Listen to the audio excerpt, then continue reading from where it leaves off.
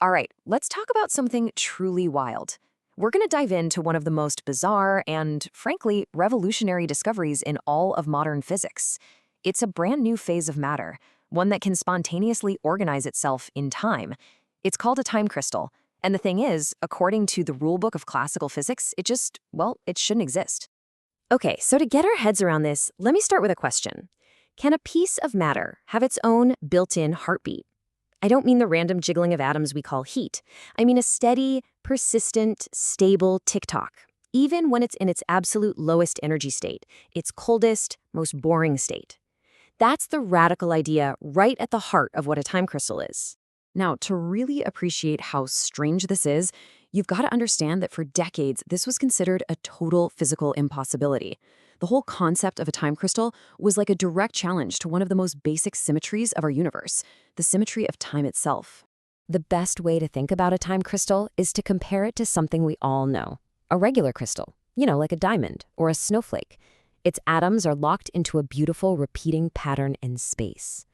A time crystal does the exact same thing, but it does it in the fourth dimension. Its structure repeats over and over again in time. It just ticks all by itself, without any external clock.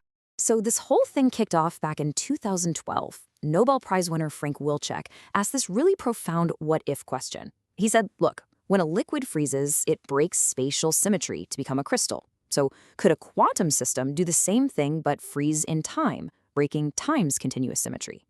His proposal for a time crystal sounded an awful lot like a perpetual motion machine. I mean, a system that just keeps moving forever, even in its lowest energy state. That's a huge no-no in physics. The physics community was, let's just say, they were skeptical.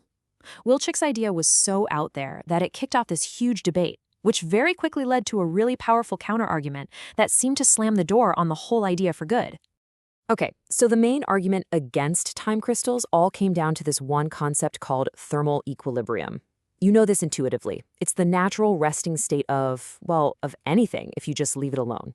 A hot cup of coffee cools down, a bouncing ball eventually stops, everything settles down, energy stops flowing, and things become static. It's like the bedrock of thermodynamics. And, based on that one simple idea, the laws of physics came back with a pretty clear verdict. You just can't have a system that's at rest and also have a part of it that's moving forever. The two ideas they're completely incompatible. It's a non-starter. And this wasn't just a hunch. It was formalized in 2015 with what's called a no-go theorem. Two physicists, Watanabe and Ashikawa, proved, mathematically, that for any system in that resting state of thermal equilibrium, all motion has to stop, eventually. A ticking ground state? Physically impossible. And for a little while, it really seemed like the story of the time crystal was over before it even got started. But, and this is a huge but, physics is a very clever business. That no-go theorem was rock solid, but it wasn't absolute. Scientists found this brilliant little workaround by focusing on one tiny crucial detail in the fine print. And here it is. This is the loophole. The theorem only forbids time crystals in systems that are left alone, the ones that are allowed to settle down into that boring equilibrium state. So what if you never let the system settle down? What if you just keep poking it from the outside, over and over, keeping it permanently out of equilibrium? And that question led to the birth of a whole new idea, the discrete time crystal. So instead of breaking the continuous flow of time itself, this new kind of crystal breaks the discrete symmetry of a periodic kick. It's kind of like this. Imagine you're pushing a child on a swing. You push exactly once every second. A discrete time crystal is like the swing deciding all on its own to only complete a full cycle every 2 seconds. It just naturally adopts its own rhythm that's a multiple of your push. So how do you actually make one of these things? Well, the recipe, on paper at least, is surprisingly simple. You start with a bunch of interacting quantum spins. Think of them like tiny magnets. You kick them all with a laser pulse. Then you just let them talk to each other for a moment. And then you do it again. Repeat.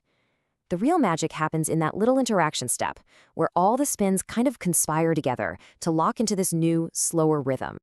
Okay, but there's a huge problem. If you keep kicking a quantum system, you're adding energy. Normally, that should just heat it up until it basically melts into a chaotic, random soup. Physicists have a great name for this: heat death. So for a time crystal to survive, it needs a kind of shield, and physicists found 2 of them. One is called many-body localization, which uses built-in disorder to trap energy in place. The other is called pre-thermalization, where you kick the system so fast it becomes exponentially hard for it to even absorb the energy in the first place. So, with this new theory and these protective shields figured out, the race was on. Scientists finally moved from the blackboard to the lab, trying to actually build this impossible phase of matter. And the definitive proof? Well, that would come from one of the most powerful tools of our time, a quantum computer. The first exciting hints started popping up around 2017 in different labs, one using trapped ions and another using tiny defects in diamonds. But the real smoking gun, the undeniable we did it moment, came in 2021. Researchers at Google used their Sycamore quantum processor, and they created a stable, unambiguous time crystal and ran tests on it that were just impossible before. So what made this experiment the one? Well, first off, these showed that the time crystal behavior wasn't some random fluke. It was a fundamental property of the entire system, no matter what state it started in.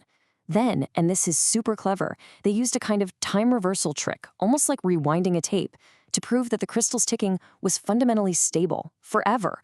The only reason it eventually faded was because of the limits of their hardware, not because of the physics. The phase itself was perfect. Okay, so time crystals are real. We've watched them go from an impossible idea to a clever loophole to an actual thing built on a quantum computer. But so what? Why does this actually matter? What can you do with a phase of matter that ticks forever? Well, to give you a sense of the potential here, just look at this number. By taking the same physics that makes time crystals so incredibly stable, researchers have already figured out how to increase the useful lifetime, what we call the coherence time, of a quantum bit by more than 10,000 times.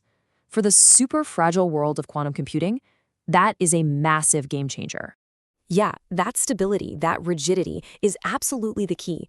It means we could potentially use time crystals to build incredibly robust quantum memories, shielding that delicate quantum information from all the noise of the outside world. Their perfect, stable ticking also makes them ideal candidates for building ultra-precise sensors. And honestly, just being able to create one has become an amazing benchmark test for how good your quantum computer really is. And the story is so far from over. That original discrete time crystal, that was just the beginning. Scientists are now discovering a whole zoo of time matter. They've already made time quasicrystals, which have an ordered but never repeating pattern in time. Think of a pattern that never repeats but is still not random. And they're even getting close to continuous time crystals, which could generate their own rhythm without any kick at all. Which really just leaves us with this final, fascinating thought. Physicists took an idea that was ruled impossible by the laws of physics, they found a loophole, and then they built it. They found a crystal, not in space, but in the dimension of time. It just makes you wonder, what other fundamental rules of nature are just waiting for the right loophole? And what other impossible phases of matter are just out there, waiting for us to discover them?